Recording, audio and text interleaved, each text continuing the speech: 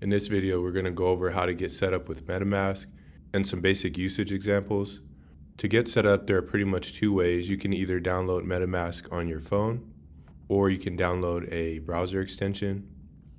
It's supported on the following browsers here. What I like to do is either look it up on the Chrome store and then click the link from the MetaMask website just to make sure everything is matching. Then we'll go ahead and click Add to Chrome. It doesn't list the Arc browser, but it's a Chromium browser, so it will work. From here, we'll just walk through the prompts. They give you some disclaimers here. And in these next steps, you'll choose a password, and you will also need to write down what is called a recovery phrase. So I recommend getting a notebook and writing this down. I wouldn't recommend putting it anywhere on your computer or on your phone. And just for demonstration purposes, I will set the password as demo1234. Sometimes your MetaMask wallet will be locked, or whenever you first start up your computer, you'll need to enter this password in to open and get into MetaMask on your computer. We'll watch this short video to learn about our recovery phrase and how to keep our wallet safe. MetaMask is a new way to connect to sites and applications. On traditional websites, a central database or bank is responsible for controlling and recovering your accounts. But on MetaMask, all of the power belongs to the holder of a master key. Whoever holds the key controls the accounts. Your secret recovery phrase is your master key. It's a series of 12 words that are generated when you first set up MetaMask, which allow you to recover your wallet and funds if you ever lose access. It's important that you secure your wallet by keeping your secret recovery phrase very safe and very secret. If anyone gets access to it, they will have the master key to your wallet and can freely access and take all of your funds. To secure your MetaMask wallet, you'll want to safely save your secret recovery phrase. You can write it down, hide it somewhere, put it in a safe deposit box, or use a secure password manager. Some users even engrave their phrase onto a metal plate. Nobody, not even the team at MetaMask, can help you recover your wallet if you lose your secret recovery phrase. If you haven't written down your secret recovery phrase and stored it somewhere safe, do it now. We'll wait. And remember, never share your secret recovery phrase with anyone, not even us. If anyone ever asks you for it, they're trying to scam you. That's it. Now you know what a secret recovery phrase is and how to keep your wallet safe and secure. So this step is hands down the most important thing that you need to be mindful of. Write this down. It's like a super password for your crypto life. There are some really cool durable metal plates on Amazon. These will be rust-proof, waterproof, fireproof. I'll leave a link for one of these in the description. Moving on. This is where you'll want to have that metal plate or your notebook ready. Let's go ahead and reveal the secret recovery phrase. And I'll go ahead and write this down. Once we have that written down, we'll need to go ahead and confirm some of the words. And our wallet has been created. You could pin this extension to the top of your browser, or if you're like me, you might want a little privacy for people looking over your shoulders. So you could keep it tucked away if you want. And as we see here, you can actually buy and sell crypto directly from the MetaMask wallet using your debit or credit card, or even Apple Pay in some cases. So from here, one thing I would strongly suggest is to consider using a layer 2. MetaMask is meant to be used with Ethereum and other Ethereum virtual machine or EVM compatible blockchains and ecosystems. So Linea is a layer 2 built on top of the Ethereum mainnet, and right now the gas fees and transaction fees are really ridiculous on using Ethereum. So you're going to want to use a layer 2 network. You can also come here and add more networks. Go ahead and switch to Arbitrum. And let's go ahead and load a little ETH into our wallet. Quick thing, since I'm using Arc browser on the Mac, the extensions are accessible from up here. But if you are using Brave or Chrome, it'll be somewhere up here in the top right.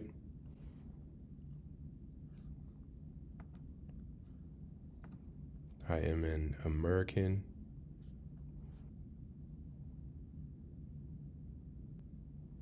So here we can see some payment methods to purchase Ethereum on the Arbitrum network. And like I said, in some cases, you can even use Apple Pay. You can also cash out crypto to your debit card. We'll go ahead and just grab $20 worth of ETH, and I will be taking crypto off of here because everyone on the internet saw the password and recovery phrase, so this is pretty much just for demonstration purposes. Oh, and like we can see here, that is ridiculous to pay $20 and get almost half of that in ETH, and that's because we're on Ethereum mainnet and the gas fees are ridiculous right now. So we will want to get on layer 2 network like Arbitrum, and we'll go ahead and get ETH on the Arbitrum network. And that looks a lot better.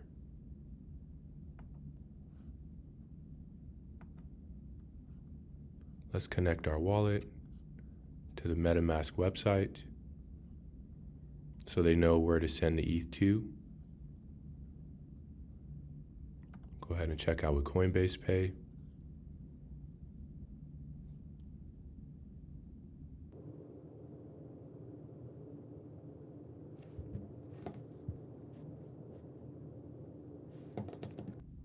I needed to log in with Coinbase, so I skipped that part. I didn't want to show my email and password to the world. Check out with my Chase debit card.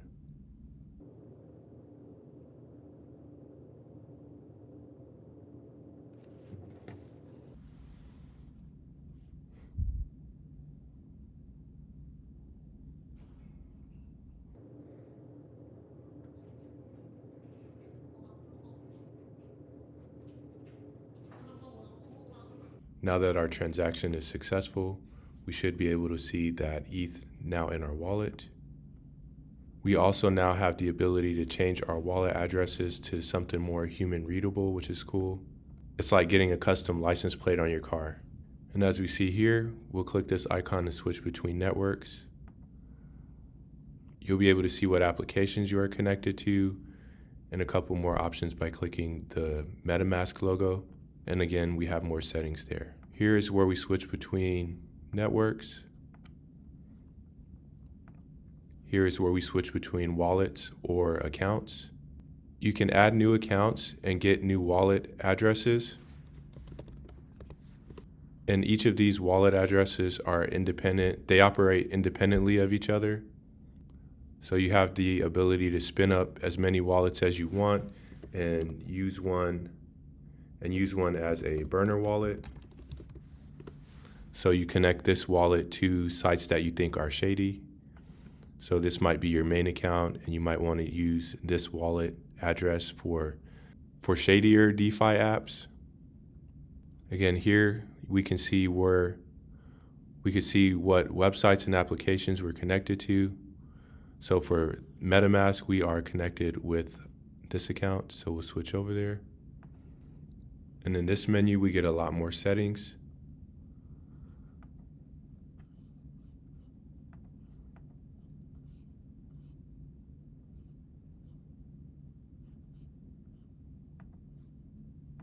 And the one you'll want to familiarize yourself with is connected sites. So whenever you're done doing your crypto stuff, go ahead and go through here and disconnect from all the sites. Okay, that actually took a little longer than what I'm used to. It was probably about like 3 to 5 minute wait for this to pop up here. I don't remember it taking that long before, but anyway, moving on. On to the fun stuff. So from here, we'll be able to explore the world of DeFi. Uniswap is one of the most popular DeFi apps out there. And also LogX is a new trading platform that I am personally a fan of. So to go through some basic use case scenarios, you'll get to the DeFi app, and then you'll need to connect your wallet. You'll get a pop-up. And in this pop-up, you'll want to make sure to read what you are allowing this site to do. So in this case, we're letting Uniswap see our wallet address, our account balances, activity, and suggest transactions to approve. So let's look at an example of that. I want to swap my ETH to USDC. We'll go ahead and swap half of our ETH to USDC. Right here, we'll review the transaction. We'll see the exchange rate and the associated fees with making this swap from ETH to USDC. Here is where we confirm the transaction. It said our swap is successful. So pulling up MetaMask, you actually won't see USDC in the wallet yet, but that doesn't mean it's not there. This is just a user interface that allows you to interact with your wallet on the blockchain. So to see that, we'll want to import the token here.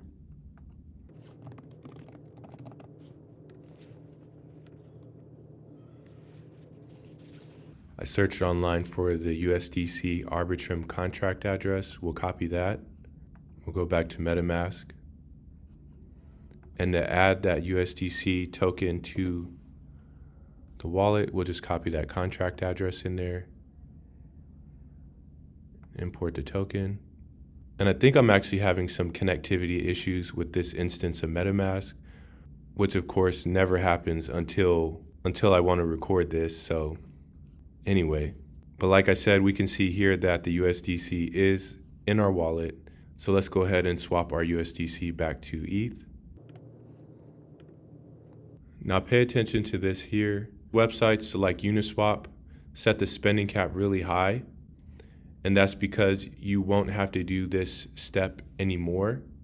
If we set the spending cap at exactly what we were spending, so $9 or $10 in this case, every time you want to do a swap with USDC again in the future, you'll have to redo this spending cap transaction. So this is typically done to save on gas fees, but I want to point out, pay attention to this whenever you're connecting to websites, web applications that might be a little less well known.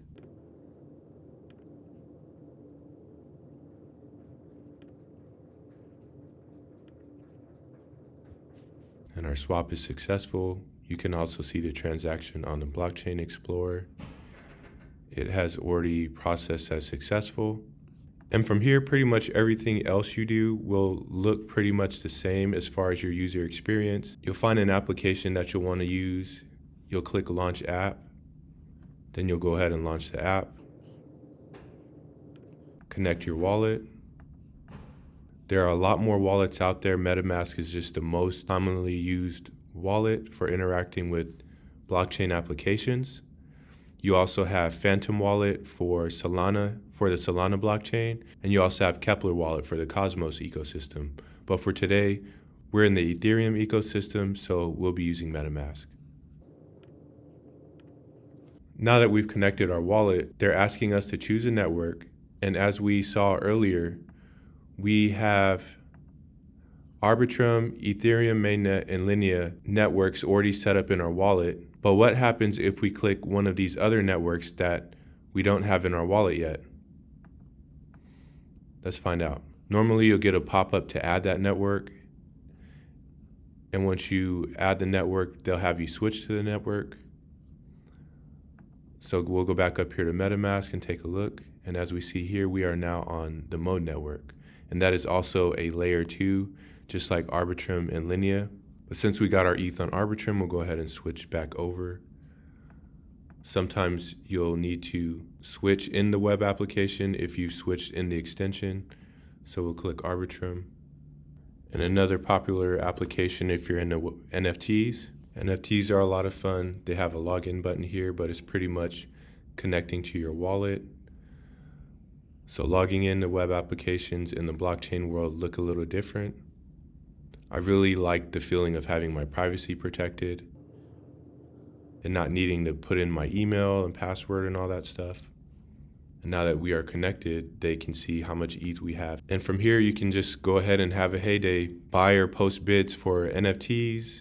We obviously don't have enough ETH in our wallet, but if we did, we would click into one of these little guys, make our bid, we'll get a confirmation pop-up in MetaMask. And once you confirm that pop-up, the transaction will execute and you'll spend the ETH and you'll get the NFT here in your wallet.